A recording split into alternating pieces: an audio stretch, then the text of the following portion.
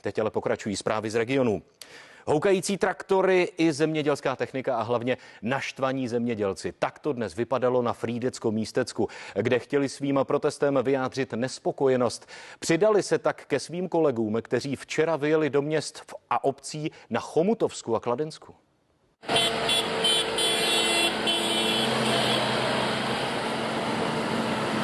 Zemědělci dnešním protestem upozorňují na dlouhodobě podhodnocené zemědělství. Stoupající ceny za náklady, naproti tomu klesající výkupní ceny za produkty.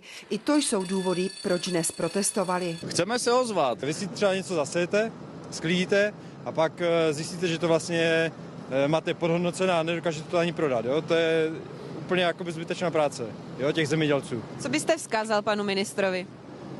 Tak asi by bylo nejlepší, kdyby se tu mezi nás přijel podívat na ty farmy, které se tu snažíme jenom opravovat, protože něco stavět a něco budovat dopředu je šílené. Já jsem opravdu v permanentním kontaktu jak se zemědělci, farmáři, ale tak i s asociacemi, které zastupují. V tyto týdny budeme debatovat o tom, zda ten rámec, pravidla fungování českého zemědělství pro roky 23 až 27 nebudeme chtět nějakým způsobem upravit. Na nespokojenost v českém zemědělství upozornili zemědělci a farmáři v pondělí na Chomutovsku. My chceme tomuhle státu platit daně, chceme pracovat, ale nechceme diskriminaci. Chceme stejné podmínky, jako mají všechny členské státy. Získat peníze ze zemědělských dotací není podle zemědělců nic snadného a dokonce i rok čekají, než jim peníze přijdou zpětně. Je potom věcí každého národního státu, jak si nastaví